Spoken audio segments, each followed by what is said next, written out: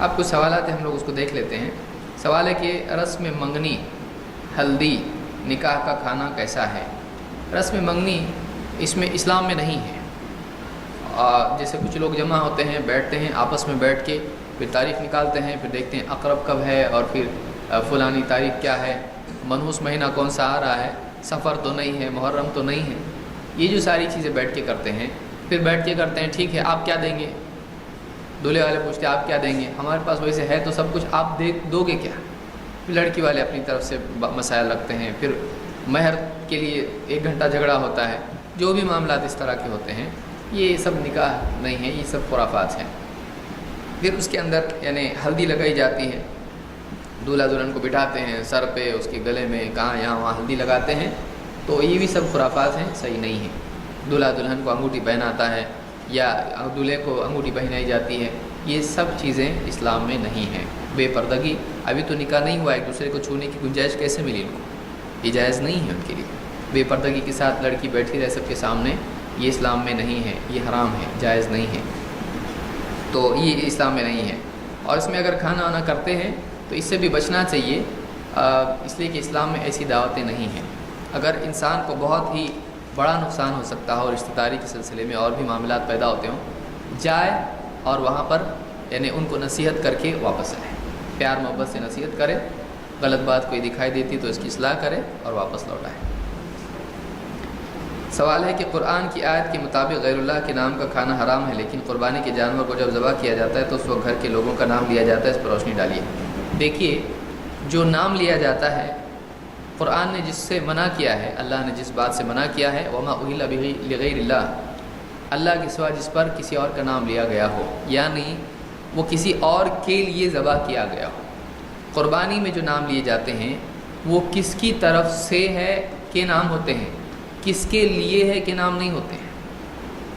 اللہ کے لیے جانور ہے، اللہم منک ولک، جیسے ہم کہتے ہیں، اے اللہ یہ تیرے ہی طرف سے ملا ہوا جانور ہے اور تیرے ہی لیے ہے، تو اللہ کے لیے وہ ہے، لیکن کس کی طرف سے ہے؟ من محمد ومن آل محمد ومن امت محمد۔ آپ نے کیا کہا؟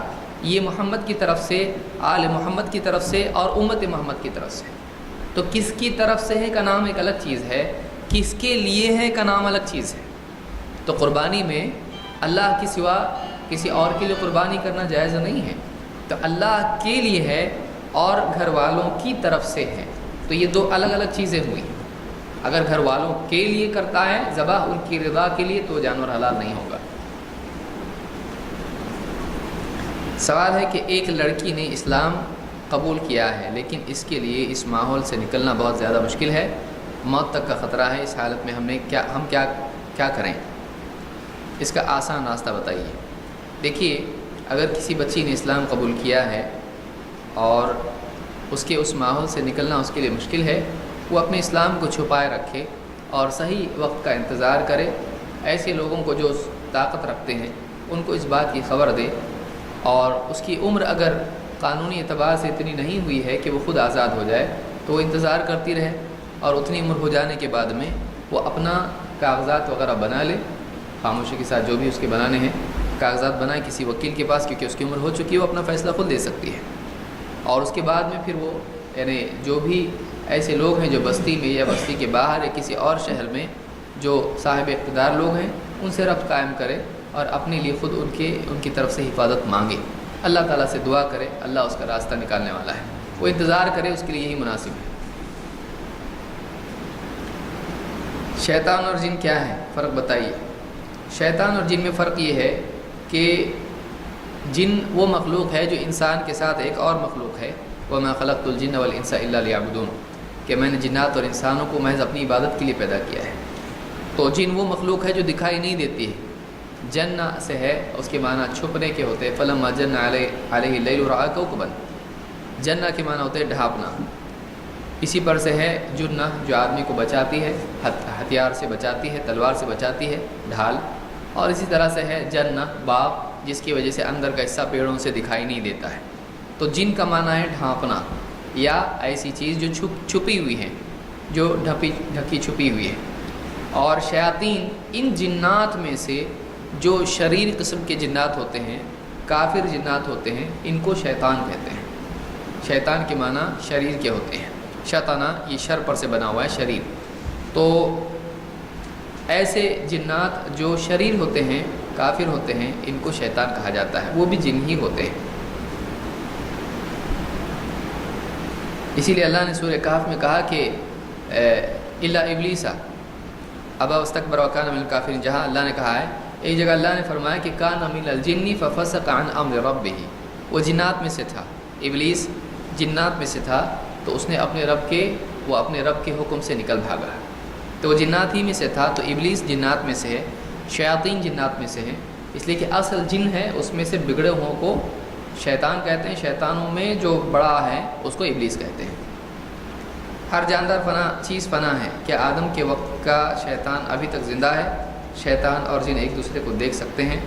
دیکھیے سب کے لیے فنا ہے، لیکن ہر ایک کی عمر الگ الگ ہے، تو ابلیس نے اللہ تعالیٰ سے قیامت تک کے لیے مہلت مانگی اور اللہ نے اس کو مہلت دی ہے، لہٰذا قیامت کے دن اس کو موت آئے گی۔ اور شیطان اور جن ایک دوسرے کو دیکھ سکتے ہیں؟ ہاں دیکھ سکتے ہیں، جنات ایک دوسرے کو دیکھتے ہیں۔ کتاب و سنت کے مطابق وضاحت کیجیے، یہ یعنی حدیثوں میں آپ دیکھیں، قرآن کریم کی آیت میں نے جو ذکر کی، اس سے یہی بات واضح ہوتی ہے۔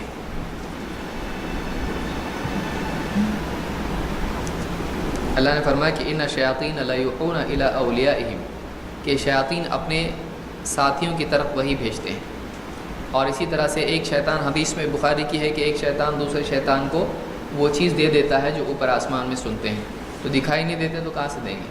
ایک دوسرے کو وہ ایک کے اوپر ایک اس طرح سے انگلیاں بتائی راوی نے، ایک دوسرے کے اوپر اس طرح سے کھڑے ہوتے ہیں، تو ایک دوسرے کو وہ لوگ دیکھتے ہیں، لیکن انسان کو دکھائی نہیں دیتے ہیں۔ انہ یراکم ہوا وقبیلہ من حیث لا ترونہم، اللہ نے کہا وہ اور اس کے ساتھی قبیلہ تم کو وہاں سے دیکھتے ہیں جہاں سے تم کو نہیں دیکھ سکتے۔ سوال ہے کہ قطب ابدال کیا ہے؟ کیا یہ نظریہ صحیح ہے؟ دیکھیے قطب اور ابدال کے لیے جتنی بھی حدیثیں ہیں یا تو وہ ضعیف ہیں یا تو جھوٹی ہیں، اسی لیے ابن قیم نے اپنی کتاب میں یہ باتیں واضح کی ہیں، اور بہت سارے علماء نے، خود ابن تیمیہ رحمۃ اللہ علیہ نے بھی اس کو واضح کیا ہے کہ قطب ابدال کے نام سے جتنی بھی حدیثیں بتائی جاتی ہیں وہ یا تو ضعیف ہیں یا تو جھوٹی ہیں، اور یہ نظریہ اسلام میں نہیں ہے کہ زمین آسمان کی حفاظت قطب کرتے ہیں، سارے نظام چلاتے ہیں، ابدال ہوتے ہیں، ایک کے بعد ایک تبدیل ہوتے رہتے ہیں اور وہ نظام پورا سنبھالتے ہیں، تو یہ سب خرافات ہیں، صحیح نہیں ہیں۔ شیعہ کا مطلب کیا ہے اور ان میں اور ہم میں فرق کیا ہے؟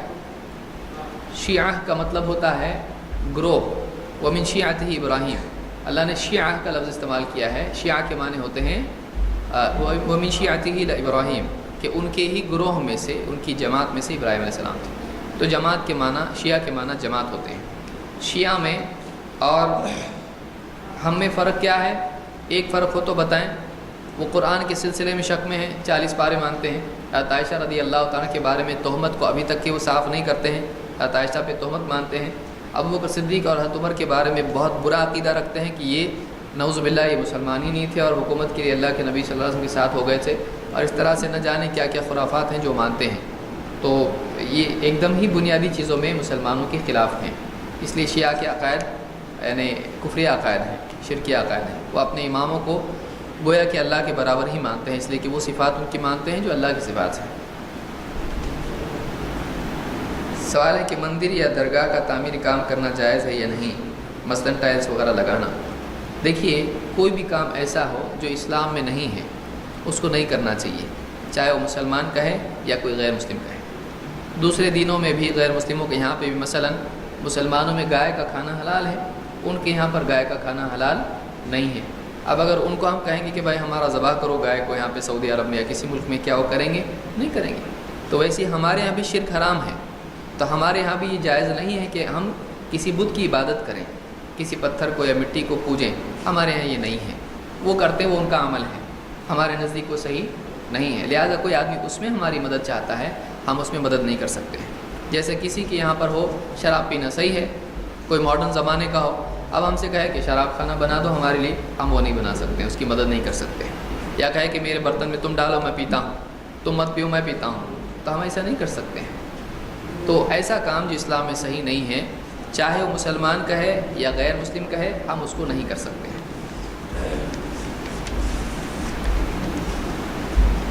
سوال ہے کہ اسلام میں فوٹو یعنی تصویر نکالنا بنانا غلط ہے، مگر جو ویڈیو بناتے ہیں اس کی کیا وضاحت کیجیے۔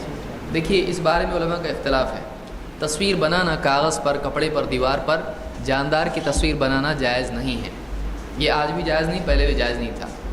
لیکن جو ڈیجیٹل امیجز ہوتے ہیں، جو موبائل وغیرہ میں ہوتے ہیں یا اسی طرح سے کیمرہ میں ایسا ہوتا ہے کہ جو بند کرنے سے غائب ہو جاتا ہے، تو ایسی تصویر کے بارے میں علماء میں اختلاف ہے۔ کچھ علماء کا کہنا ہے کہ یہ جائز ہے، کچھ کا کہنا جائز نہیں ہے۔ وجہ اس کی ہے کہ ان لوگوں کا کہنا ہے کہ یہ تصویر کی صورت میں نہیں ہوتا ہے، جیسے فلم پر تصویر آ جاتی ہے، اس میں کوئی فلم نہیں ہوتی ہے، اور اس میں یہ ہارڈ ڈسک ہوتی ہے، اس ہارڈ ڈسک میں وہ چیز جاتی ہے اور آپ اس کو دیکھ نہیں سکتے ہیں، آپ بند کر دیں وہ بند ہو جاتا ہے۔ تو وہ بٹس اور بائٹس میموری کی صورت میں ہوتی ہے، اور اس کو پلے کرنے کے بعد ہی وہ پلے ہوتا ہے، ورنہ وہ باقی نہیں ہوتا ہے۔ لیکن تصویر کا حال ایسا نہیں ہوتا ہے، تصویر دکھائی دیتی ہے۔ تو اس بنیاد پر شیخ عثیمین اور اس طرح کے دوسرے بعض علماء نے کہا ہے کہ ایسی ویڈیو ریکارڈنگ جو ڈیجیٹل ہو جائز ہے۔ اس صورت میں مزید کچھ علماء کا اور بھی اختلاف ہے، کہتے ہیں نہیں یہ بھی جائز نہیں ہے۔ لیکن ان میں بھی دو قسم کے علماء ہیں، کچھ کا کہنا ہے کہ یہ ہر حال میں ناجائز ہے، اور کچھ کا کہنا ہے کہ اگر مجبوری ہو جائے تو ایسی صورت میں اس کو کیا جا سکتا ہے۔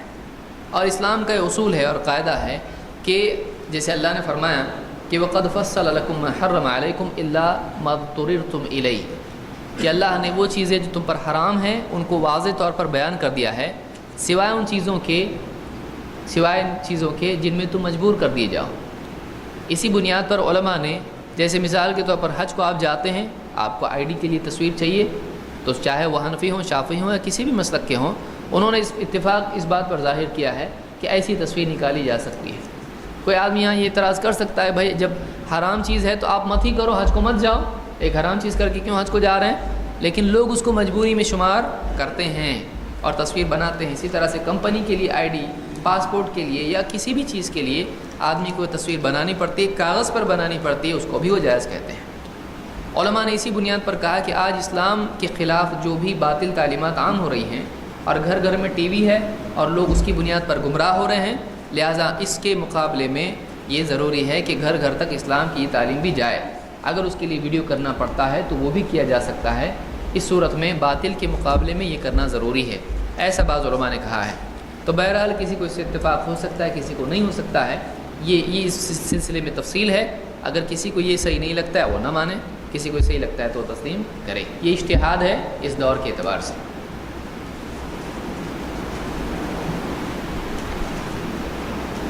کیا دنیا آپ صلی اللہ علیہ وسلم کے صدقے طفیل میں بنائی گئی ہے؟ کیا یہ درست ہے؟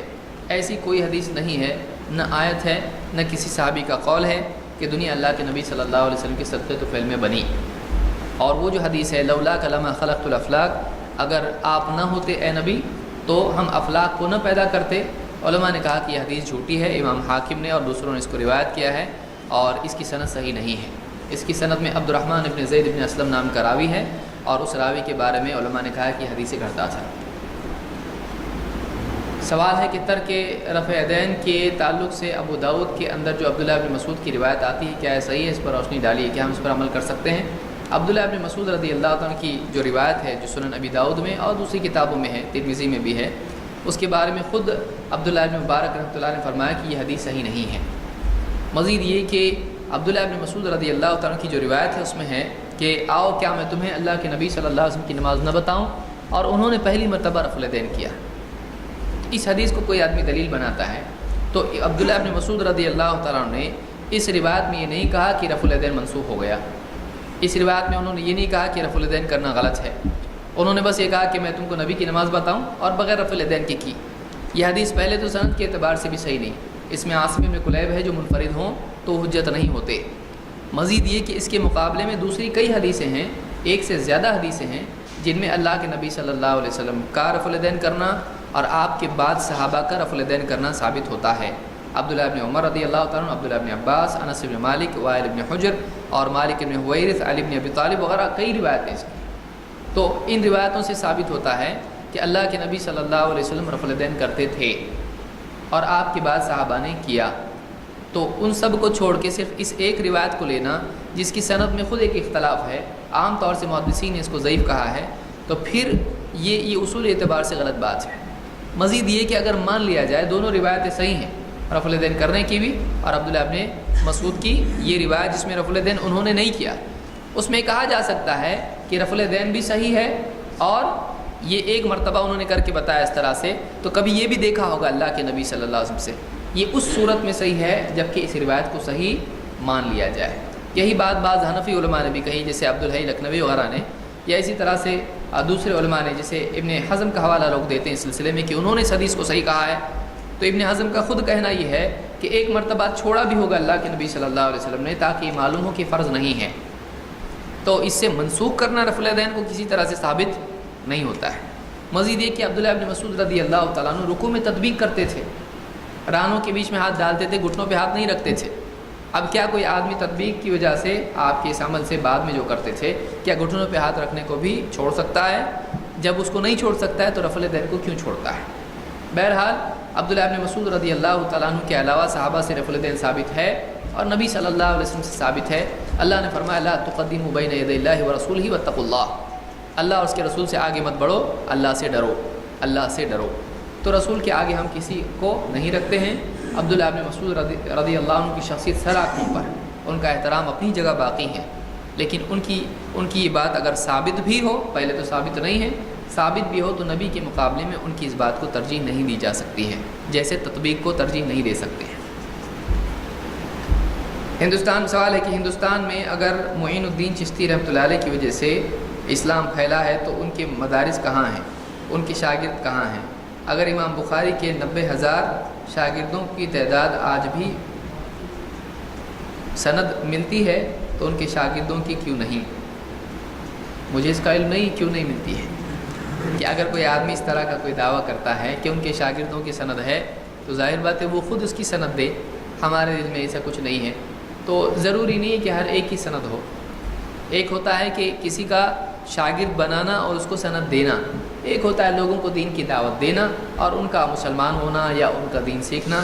تو چاہے معین الدین چشتی ہوں یا جو بھی ہوں، ہم کسی کے بارے میں کچھ کہنا نہیں چاہتے، بس یہ ہے کہ جنہوں نے بھی جو دعوت دی ہے کسی کے بارے میں باریکیاں نکالنا اور لمبا معاملہ کرنا ایسا نہیں کرنا چاہیے۔ جن کی تاریخ ہے چھوڑ دیں ان کو ان کے حال پہ، جو بھی یعنی اہل علم گزرے ہیں یا جن کو بھی مسلمان اولیاء میں سے شمار کرتے ہیں، ان کے بارے میں خام خواہ اپنی زبان سے کوئی ایسی بات نہ نکالے کہ جو مناسب نہ ہو، سوء ادب ہو۔ تو جو بھی تھے ہم سے پہلے گئے ہیں ان کو لوگ مانتے ہیں، ان کے سلسلے میں یعنی کوئی ایسی بات نہ کہے جو بے ادبی کی ہو، بس اتنا مانیں کہ جس نے بھی دین کا کام کیا، جس نے بھی دعوت دی، جس نے بھی مسلمانوں میں یا غیر مسلموں میں اصلاح کا یا دعوت کا یا تبلیغ کا جو بھی کام کیا ہے تو اللہ اس کو اس کا اجر دے گا۔ اب اس کی سند کیوں نہیں ہے، کہاں وہ سب لوگ کہاں گئے، تو اس کی کوئی ضرورت نہیں ہے، اس سے کچھ فائدہ بھی نہیں ہے، اس سے مسلمانوں میں آپس میں انتشار ہوگا اور کچھ نہیں ہوگا۔ مقلد امام کے پیچھے نماز پڑھنا کیسا ہے؟ یہ اکیلا پڑھے، ہم مجبور ہیں کیا کریں؟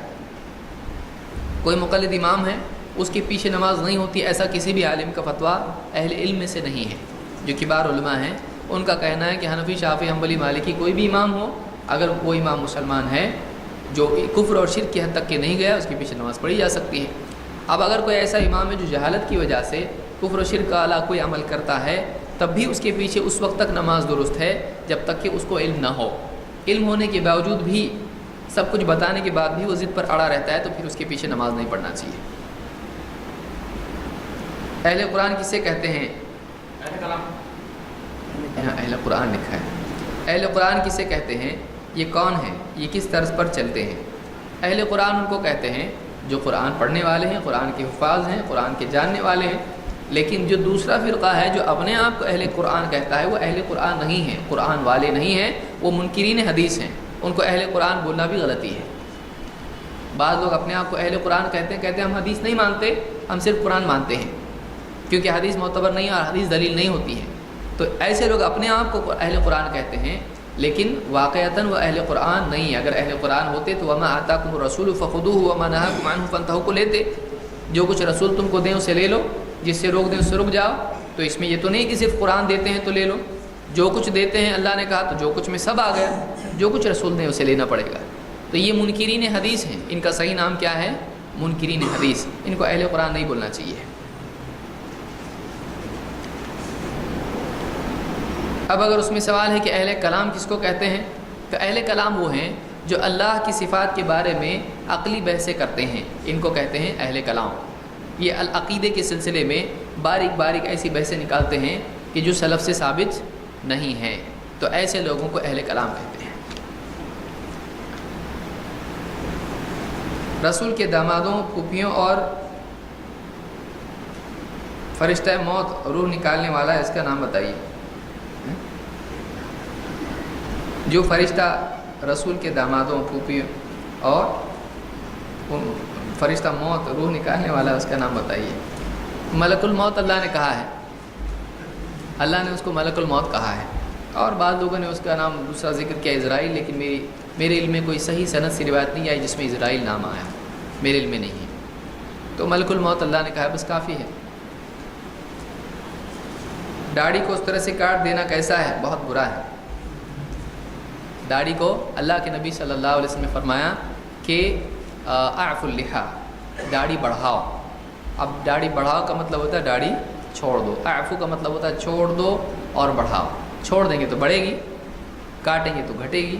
تو اللہ کے نبی صلی اللہ علیہ وسلم نے داڑھی چھوڑ دینے یا بڑھانے کا حکم دیا ہے، لہٰذا کاٹنا اس طرح سے اس کی خلاف ہے، جو کہ غلط ہے، حکم کی مخالفت ہو رہی ہے، اس لیے یہ جائز نہیں ہے۔ بعض روایتوں میں کثر اللحا کا آیا ہے، لفظ آیا ہے کہ داڑھی بڑھاؤ، کثرت اس میں پیدا کرو۔ اسی طرح سے بعض روایتوں میں آیا کہ ارخ اللحا، داڑھی کو لٹکاؤ، تو جو بڑی ہوگی وہی لٹکے گی۔ فرینچ داڑھی اپنی کوئی لٹکے گی؟ کہاں لٹکے گی بھائی؟ سوال ہے کہ جب ہم نماز کے اندر قاعدے میں اپنی انگلی کو حرکت دیتے ہیں، اس کا کوئی ثبوت ہے؟ کیسا ہے؟ اتحیات میں انگلی کا ابتدائی سے اٹھا کر رکھنا اور اس کو مسلسل ہلکی سی حرکت دینا، یہ سنن النسائی کی روایت میں ہے۔ وائل بن حجر کی حدیث ہے، کہتے ہیں کہ میں نے اللہ کے نبی صلی اللہ علیہ وسلم کو دیکھا، آپ نے اپنی انگلی اٹھائی اور میں نے دیکھا کہ آپ اس کو حرکت دے رہے ہیں اور اس سے دعا کر رہے ہیں۔ تو انگلی اٹھانے کے بعد حرکت کا ذکر ہے، صرف حرکت کا ذکر نہیں ہے۔ انگلی اٹھائی، یہ خود حرکت ہوئی، پھر حرکت دے رہے ہیں، تو یہ معلوم ہوا مسلسل حرکت دے رہے ہیں۔ یحرکھا یدعو بہا، یحرکھا مضارع ہے، آپ حرکت دے رہے ہیں، میں نے دیکھا، تو معلوم ہوا کہ ایک بار نہیں دی، آپ حرکت دے رہے ہیں، میں نے دیکھا، اور دعا کر رہے ہیں، تو آخر تک حرکت دینا، یہ اس حدیث سے، نسائی کی حدیث سے ثابت ہوتا ہے۔ اس دعوت کے کام میں میرے سر میں درد ہوتا ہے، کیا آپ کو بھی کبھی ہوتا ہے؟ کیا کتابوں کا مطالعہ نہ کروں؟ بتائیے۔ دیکھیے، سر میں درد بہت وجوہات سے ہوتا ہے، نیند نہیں ہونے سے ہوتا ہے، چشمہ کسی کو لگا ہو اور وہ چشمہ پہنے بغیر پڑھے تو ہوتا ہے، بہت نزدیک کتاب رکھ کے پڑھے تو ہوتا ہے، اور اسی طرح سے یعنی دھوپ میں بیٹھ کے پڑھے تو ہوتا ہے، بہت ساری وجوہات ہیں۔ آدمی کو پڑھنا چاہیے، وہ دیکھے کہ آنکھ کا چیک اپ کرا لے، نیند پوری کر لے اپنی، اور ٹھیک سے کھانا کھائے اور دعوت دے، اس میں کوئی مسئلہ نہیں ہے۔ سر درد ہوتا ہے تو ڈاکٹر کے پاس جائے، اللہ سے دعا مانگے، سر درد کی گولی اگر کھا سکتا ہے تو کھائے، لیکن ہمیشہ نہ کھائے۔ سب کو ہوتا ہے سر درد۔ حضرت عائشہ نے کہا واہ رأسا، ان کو بھی سر میں درد ہوا تھا۔ حضرت عائشہ کی روایت ہے، تو اللہ کے نبی صلی اللہ علیہ وسلم ایسے کہا واہ رأسا، میرا بھی سر تھا۔ مساجد کے تعمیر کے لیے غیر مسلموں کے رقم کا استعمال کر سکتے ہیں کیا؟ علماء نے کہا ہے کہ اگر مساجد کی تعمیر میں اگر کوئی غیر مسلم یعنی معتقد ہے، اسلام کا احترام کرتا ہے اور چاہتا ہے کہ اس کا پیسہ لگے، تو کچھ شرائط کے ساتھ اس کو لیا جا سکتا ہے۔ وہ یہ کہ وہ اپنا کچھ غلط استعمال اپنے مقاصد کا مسجد کے سلسلے میں نہ کرے اور اس کی کمائی حلال ہو، تو ایسی صورت میں اس کو جیسے وضو خانہ یا کچھ بھی ہے اس میں استعمال کیا جا سکتا ہے۔ اللہ کے نبی صلی اللہ علیہ وسلم نے غیر مسلموں کا پیسہ استعمال کیا ہے، اس کو کر سکتے ہیں، کوئی مسئلہ نہیں ہے، بشرطے کہ وہ حلال ہو۔ کیا شرابی، جانی اور زانی اور بیاج کھانے والا امامت کر سکتے ہیں؟ کوئی بھی فاسق ہو تو اگر اس کے ہٹانے کی قدرت ہو تو اس کو ہٹا دینا چاہیے۔ اگر ٹرسٹ میں طاقت ہے تو ٹرسٹ کرے، پوری پبلک اس کی ایک مہم نہ چلائے، اس سے خواہ مخواہ مسجد میں ایک گروہ بندی ہوتی ہے۔ اگر ٹرسٹ میں طاقت ہے تو ایسا امام جو یعنی شریعت کو توڑتا ہے، اللہ کے حکموں کو توڑتا ہے، رسول کے حکموں کو توڑتا ہے، اس کو ہٹا کے بہتر امام لائیں۔ لیکن اب ایسا باریک باریک چیزیں اس کی دیکھنا شروع کریں گے تو کوئی بھی امام کسی بھی مسجد میں ٹک نہیں سکتا ہے اور سارا نظام خراب ہو جائے گا۔ تو واقعی جب کسی سے کوئی ایسی بہت بڑی، جیسے آپ نے بتایا کہ شرابی، زانی یا اس طرح کی چیز ہے، ایسے امام کو ہٹا دینا چاہیے، لیکن وہ بھی ٹرسٹ کا کام ہے، ٹرسٹ ایسا کریں، ٹرسٹ کیوں سے اس طرح کی بات کی جا سکتی ہے۔ اللہ کے نبی صلی اللہ علیہ وسلم کے زمانے میں ایک آدمی نے نمازی میں قبلے کی طرف تھوک دیا، آپ نے کہا اس کو بدل دو، تو اس سے معلوم ہوتا ہے کہ معصیت کرنے والا امام اور کھلے طور پر معصیت کرنے والے امام کو ہٹانا چاہیے۔ بخاری وغیرہ میں روایت موجود ہے۔ سوال ہے کہ ہم 4 سال سے پریشان ہیں، ہمارا روزی کا مسئلہ حل نہیں ہو رہا ہے، نوکری کے لیے پیسے بھرا دیتے ہیں مگر ابھی تک نوکری کا مسئلہ حل نہیں ہوا ہے، اس کے بارے میں بتلائیے، اور وہ کون سا فرقہ ہے جو جنت میں جائے گا بتائیے۔ سوال نمبر 1 کا جواب یہ ہے کہ دیکھیے اللہ تعالیٰ ہے جو رزق کو پھیلاتا ہے اور تنگ کرتا ہے، اللہ ہی ہے جو رزاق ہے، اس کے دینے سے ملتا ہے، اس کے نہ دینے سے نہیں ملتا ہے۔ لہٰذا آپ کو اگر رزق نہیں مل رہا ہے اور آپ کوشش کر رہے ہیں تو آپ کو کوشش کا ثواب ملے گا۔ اللہ سے دعا کریں، صحیح جگہ کوشش کریں، صحیح لوگوں کا ذریعہ استعمال کریں، اور جو چیز کمی ہے جاب ملنے میں اس کو پورا کریں تو آپ کو انشاءاللہ جاب ملے گا۔ اگر نہیں ہی مل رہا ہے، آپ کوئی بزنس کر لیں، کوئی راستہ تلاش کریں، ٹھہرے نہیں رہیں، کچھ نہ کچھ راستہ نکالنے کی کوشش کریں، اللہ تعالیٰ کچھ نہ کچھ راستہ آپ کے لیے کھولے گا، لیکن اس کے لیے تقویٰ کا راستہ چھوڑ کے کوئی اور راستہ اختیار نہ کریں۔ اللہ تعالیٰ فرماتا ہے وَمَن يَتَّقِ اللَّهَ يَجْعَل لَّهُ مَخْرَجًا وَيَرْزُقْهُ مِنْ حَيْثُ لَا يَحْتَسِبُ۔ جو تقویٰ والا راستہ اختیار کرتا ہے، اللہ سے ڈر کے تقویٰ کی روش اختیار کرتا ہے، اللہ تعالیٰ اس کے لیے راستہ نکالتا ہے اور ایسی جگہ سے اس کو رزق دیتا ہے جہاں سے اس کا گمان بھی نہ ہو۔ دوسرا سوال ہے کہ کون سا فرقہ جنت میں جائے گا؟ وہ فرقہ جنت میں جائے گا جو اللہ کے نبی صلی اللہ علیہ وسلم اور صحابہ کے منہج پر ہو۔ حدیث میں آپ نے فرمایا 73 فرقے ہوں گے، سب جہنم میں جائیں گے سوائے ایک کے۔ صحابہ نے پوچھا وہ کون ہوں گے؟ آپ نے فرمایا ما انا علیہ واصحابی، جس پر میں اور میرے صحابہ ہوں گے۔ یہ ترمذی اور دوسری حدیثوں میں، دوسری کتابوں میں حدیث موجود ہے۔ جہاں اسلامی حکومت نہ ہو وہاں جیون بیمہ نکال سکتے ہیں کیا؟ نہیں، جہاں اسلامی حکومت ہو یا نہ ہو وہاں جیون بیمہ جس کو لائف انشورنس کہتے ہیں نہیں نکال سکتے ہیں، اس لیے کہ جوئے کی صورت ہے اور بینک میں پیسہ وہ لوگ رکھتے ہیں، حرام تجارتوں میں لگاتے ہیں اور اس کے بعد اس کا انٹرسٹ ہم کو دیتے ہیں، تو یہ نہیں کرنا چاہیے۔ گھر تعمیر کے یا خریدی کے لیے لون لینا جائز ہے کیا؟ لون کے معنی قرض کے ہوتے ہیں، اگر سود نہیں ہے تو لون لے سکتے ہیں، اگر سود ہے تو لون نہیں لے سکتے ہیں، تو سودی لون نہیں لینا چاہیے، بغیر سود کا لون لے بھی سکتے ہیں، دے بھی سکتے ہیں۔ کیا غیر مسلمین کے میت میں جا سکتے ہیں یا نہیں؟ قرآن احادیث کی روشنی میں بتائیے۔ اللہ کے نبی صلی اللہ علیہ وسلم اور صحابہ غیر مسلم کی میت کے ساتھ نہیں جایا کرتے تھے، لہٰذا یعنی ان کے ساتھ نہیں جانا چاہیے۔ ہاں ان کے گھر پہ جا کے ان کی تعزیت وغیرہ کر سکتے ہیں، انسانیت کے ناطے کسی کو غم ہے اگر تو واقعی اس کے ہاں جا کر اس کو تسلی دینا، اس کی ہمت افزائی کرنا، خصوصاً اگر وہ پڑوسی ہے تو کر سکتے ہیں۔ دوسروں کے دکھ درد میں ان کے کام آنا اسلام میں ہے۔ ارحم من فی الارض یرحمک من فی السماء، تو زمین والوں پر رحم کر آسمان والا تجھ پر رحم کرے گا کے تحت یہ آتا ہے، لیکن ان کے ساتھ جانا، ان کی غلط رسم میں شریک ہونا، ولا تعاون علی الاثم والعدوان، گناہ اور یعنی حدود پار کرنے کے سلسلے میں ان کی مدد مت کرو، اس کے تحت جلانے میں وغیرہ میں ان کا ساتھ نہیں دے سکتے ہیں۔ تمباکو، گٹکا، سگریٹ، پان کھانے کے والے کی نماز ہوتی ہے یا نہیں؟ دیکھیے تمباکو، گٹکا، سگریٹ جو بھی پیتا ہے تو یہ گناہ ہے، لیکن اس کے بارے میں یہ نہیں آیا کہ اس کی نماز نہیں ہوتی ہے۔ تو جیسے جھوٹ بولنے والے کی نماز ہوتی کہ نہیں، تو اب چوری کرنے والے کی نماز ہوتی کہ نہیں، تو ایسا نہیں ہے۔ اللہ کے نبی صلی اللہ علیہ وسلم سے پوچھا گیا کہ ایک آدمی چوری کرتا ہے اور نماز بھی پڑھتا ہے، آپ نے کہا ان قریب اس کی نماز اس کو چوری سے روک دے گی۔ آپ نے یہ نہیں کہا کہ اس کی نماز نہیں ہوتی چوری کی وجہ سے، بلکہ اس کی چوری رک جائے گی نماز کی وجہ سے۔ تو ایسے آدمی کو جو آ رہا ہے گٹکا کھا کے، تمباکو کھا کے، اس کو نماز سے بھی بھگا دینا، 2 غلطیوں پہ ڈالنا ہے، اس کو آنے دیں، اس کو پیار محبت سے اس کو اصلاح کریں، اس کو تنبیہ کریں۔ سوال ہے کہ صحیح بخاری میں جو حدیث موجود ہے کہ دائیں ہاتھ کے اوپر بائیں ہاتھ رکھے، تو حنفی لوگ کہتے ہیں کہ ناف کے نیچے باندھنے کے تعلق سے ہے، آپ اس پر روشنی ڈالیے عربی والی حدیث پڑھ کر۔ تو مجھ کو یہ الفاظ اس کی یاد نہیں ہے حدیث میں کیا ہے، اور اس میں یہ نہیں ہے کہ ناف کے نیچے باندھے یا ناف کے اوپر باندھے، اس میں کوئی صراحت اس بات کی نہیں ہے، اس میں ذراع پر ہاتھ رکھنے کا ذکر ہے۔ تو بخاری کی جو حدیث ہے یا اس طرح کی دوسری حدیثیں ہیں، اس میں بعض میں سینے پر کا ذکر آیا، بعض میں ناف کے نیچے کا ذکر آیا ہے۔ ناف کے نیچے باندھنے والی حدیثیں ضعیف ہیں، جو سنن نبی داؤد میں، مسند احمد میں، ابن ابی شیبہ مصنف ابن ابی شیبہ وغیرہ میں ہے، دارقطنی میں ہے، بیہقی میں ہے، یہ روایتیں ضعیف ہیں۔ اور جو سینے پر کی حدیثیں ہیں وہ حسن یا صحیح درجے کی ہیں، اس میں بعض ضعیف ہیں لیکن تعدد طرق کی وجہ سے وہ یا شواہد کی وجہ سے وہ یعنی حسن کے درجے کو پہنچ جاتی ہیں۔ اور بخاری میں سینے پر باندھنا بھی نہیں ہے، ناک کے نیچے باندھنا بھی نہیں ہے، بخاری میں صرف سیدھے ہاتھ کو دائیں ہاتھ کو بائیں ہاتھ پر رکھنا ہے۔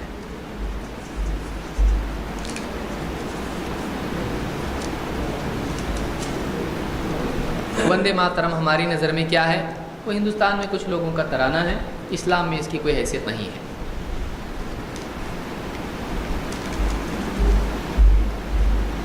کچھ لوگ وندے ماترم وغیرہ پڑھتے ہیں تو یہ ہندوستان میں ہے، ہندوستان سے باہر اس کو نہیں پڑھا جاتا ہے، دوسرے ملکوں میں یہ نہیں پڑھتے ہیں، تو یہ قومی ترانہ ہے۔ تو بہرحال اس میں اسلامی اختلاف کسی کا یعنی مسلمانوں کا ہے اس سلسلے میں کہ اس میں کچھ الفاظ ایسے ہیں جو قابل اعتراض ہیں۔ یہ علماء کا کام ہے کہ سیاستدانوں سے حکومت سے مل کے بات کریں کہ اس سلسلے میں مسلمانوں کو چھوٹ دینا چاہیے، زبردستی پڑھوانا نہیں چاہیے۔ سینے پر ہاتھ باندھنے کے تعلق سے سیاستہ حدیث کی کتابوں میں دلیل موجود ہے یا قرآن کی کوئی آیت سورہ کوثر کے تعلق سے موجود ہے؟ روشنی ڈالیے۔ قرآن کریم میں سورہ الکوثر میں اللہ نے فرمایا کہ فصل لربک وانحر، تو اس آیت کے ضمن میں امام البخاری تاریخ کبیر میں روایت نقل کی ہے کہ علی بن ابی طالب رضی اللہ تعالیٰ نے کہا کہ اس کا مطلب وانحر کا مطلب ہے کہ سیدھے ہاتھ کو الٹے ہاتھ پر، دائیں کو بائیں پر، سینے پر باندھنا چاہیے۔ یہ روایت دلیل کے طور پر شواہد میں استعمال ہو سکتی ہے، تو اس سے معلوم ہوتا ہے کہ سینے پر ہاتھ باندھنا قرآن کی اس آیت کا تقاضا ہے۔ اس وقت اور بھی کئی علماء نے اس سلسلے میں ذکر کیا ہے، اور اس سلسلے میں سیاہ ستہ میں یا کتب ستہ جس کو ہم کہتے ہیں، سنن ابی داؤد میں حدیث موجود ہے، ایک مرسل روایت ہے کہ اللہ کے نبی صلی اللہ علیہ وسلم طاؤس کہتے ہیں کہ اپنی نماز میں دائیں ہاتھ کو بائیں ہاتھ پہ باندھتے تھے، تو سنن ابی داؤد میں روایت موجود ہے، لیکن یہ مرسل ہے۔ ہاں، مرسل روایت خود دلیل نہیں ہوتی ہے، لیکن دوسری احادیث سے تقویت پا کر وہ دلیل بن سکتی ہے۔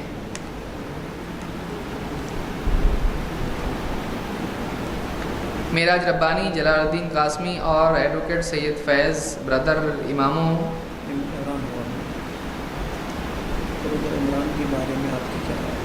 بردر عمران کے بارے میں آپ اپنی روشنی پیش کریں۔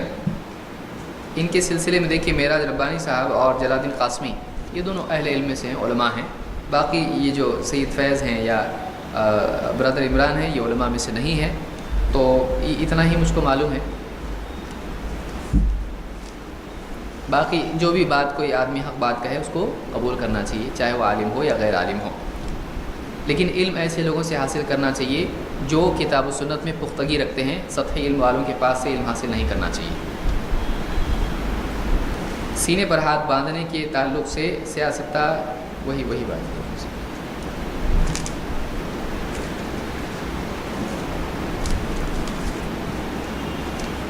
نماز کے اندر پہلی رکعت میں رک کر ٹیک لگا کر اٹھنے کے تعلق سے حدیث پر روشنی ڈالیے۔ اور حنفی لوگ کہتے ہیں کہ آپ صلی اللہ علیہ وسلم کا یہ بزرگی کا دور تھا، اس لیے وہ ہاتھ کو ٹیک لگا کر اٹھتے تھے، روشنی ڈالیے۔ عبداللہ ابن عمر رضی اللہ تعالیٰ سے ملتا ہے کہ وہ ہاتھ ٹیک کر اٹھتے تھے، اور ان سے کسی نے پوچھا کہ شاید یہ بڑھاپے کی وجہ سے ہے، انہوں نے کہا کہ نہیں، ایسا ہی عمل ہے، یعنی نبی صلی اللہ علیہ وسلم کا یہ سنت ہے، اور یعنی انہوں نے کہا کہ نبی صلی اللہ علیہ وسلم کو میں نے ایسا کرتے دیکھا ہے۔ تو اس سے معلوم ہوا کہ صحابی بھی نبی صلی اللہ علیہ وسلم کی سنت سمجھ کر اس کو کرتے تھے۔ بڑھاپے کی وجہ سے کوئی کہتا ہے کہ یہ بڑھاپے کا عمل ہے، تو حنفی حضرات کو چاہیے کہ بوڑھوں سے کہیں کہ اس سنت پر عمل کریں۔ وہ بوڑھوں سے بھی کرنے کے لیے نہیں کہتے، کسی کو بھی نہیں کرنے کہتے ہیں، تو آپ جب بڑھاپے میں کہتے ہیں تو بوڑھوں کو کہیے آپ کے کرنا چاہیے اس طرح سے۔ غیر مسلم کے ہاں شادی کا کھانا یا کھایا جا سکتا ہے؟ وہ لوگ کھانا شروع کرنے سے پہلے شلوک وغیرہ پڑھتے ہیں۔ دیکھیے، اگر کوئی بھی کھانا ہے وہ اللہ کے سوا کسی اور کے نام سے ہے تو اس کو نہیں کھانا چاہیے۔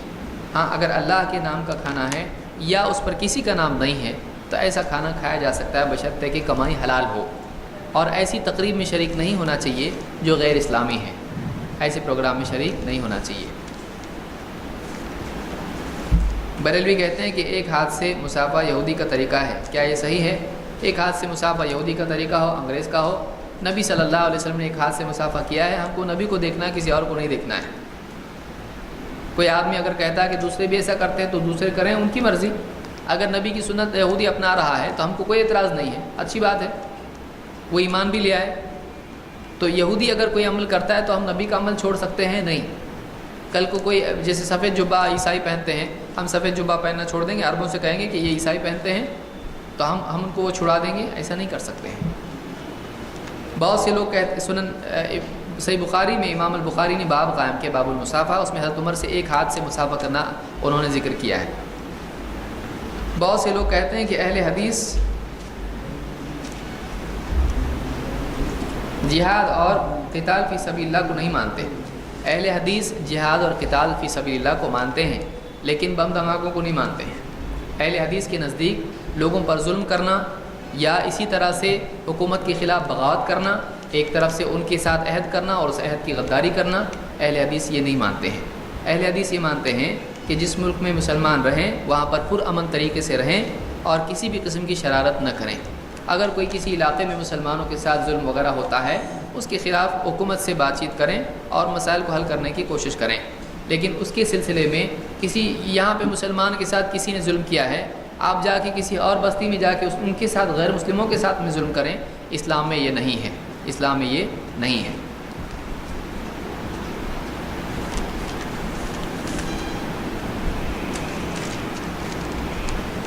ڈاکٹر محمد طاہر قادری کے بارے میں اپنی رائے بتائیے، کیونکہ ہمارے دوست ان کو دلیل بناتے ہیں.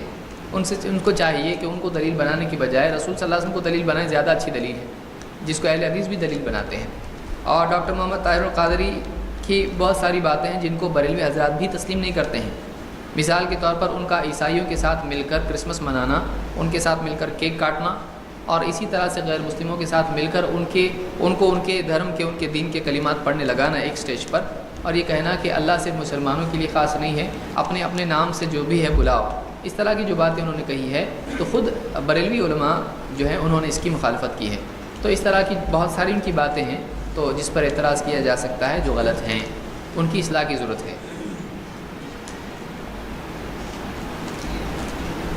کسی کے سامنے آداب کے ساتھ ہاتھ باندھ کر کھڑے رہنا کیسا ہے؟